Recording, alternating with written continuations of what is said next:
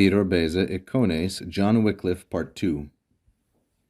Supererat tanto athletai martyrii corona, quam vivo frustra expeditam quadragesimo demum post mortem anno crematis ossibus tuis, es adeptus, hoc vel uno scelera antichristo sibi ipsi quidem perpetuam crudelitatis notam inurente, tibi vero tanto maius decus conciliante.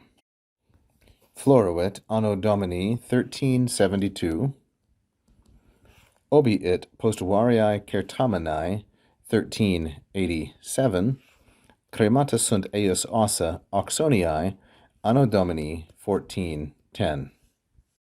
As Beza concludes his discussion here of John Wycliffe, he says, "There remained, supererat, for such a great athlete, meaning such a contender for the faith, the martyr's crown, martyrii corona." Corona is the subject, and it is feminine singular and nominative. Dependent upon it is this genitive, martyrii, which is neuter singular and genitive.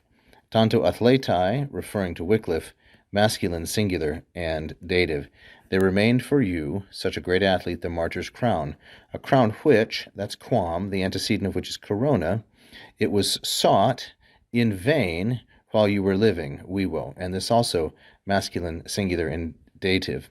Quadragesimo anno, in the 40th year, finally, demum, after your death, when your bones were burned, crematis ossibus tuis, you acquired it, es adeptus. Right here in the middle is a good place to pause and analyze the sentence a little bit. So as I've said, supererat is the main verb with corona as subject. Then we have the quam clause modifying corona, which goes from quam through adeptus. Es adeptus is from the third conjugation deponent verb adepiscor, which means to acquire. And here it is in the perfect indicative, the second singular, perfect indicative passive, but as deponent, of course, it can take an object. Its object is quam. You acquired that, meaning the crown that was sought, expeditam. You acquired it for yourself while alive, vivo, though it was sought in vain, frustra. There is an adverb. And vivo, as I said again, is dative, masculine singular dative, and it is referring back to tanto athletai. Then we have quadragesimo anno, which is going to be masculine because annus is masculine, singular, and ablative.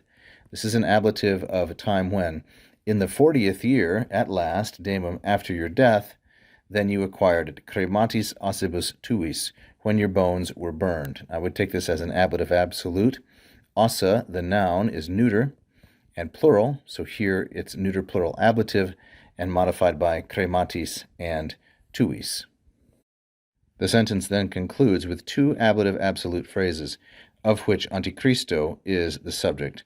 It's the subject of both. So we have antichristo in urente, and then implicit antichristo and conciliante. The Antichrist, of course, in Beza's mind, is the Pope. So by this, even one crime, hoc vel uno scelere, this is neuter, singular, and ablative of instrument.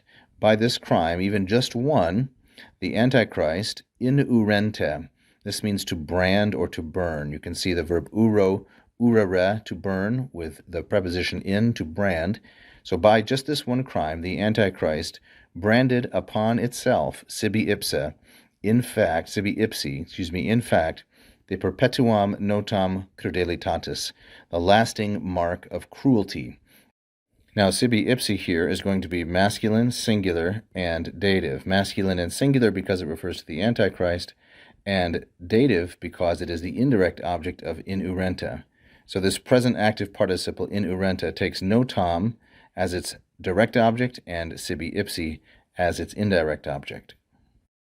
Then the last portion, we have conciliante. So antichristo in urente and antichristo conciliante.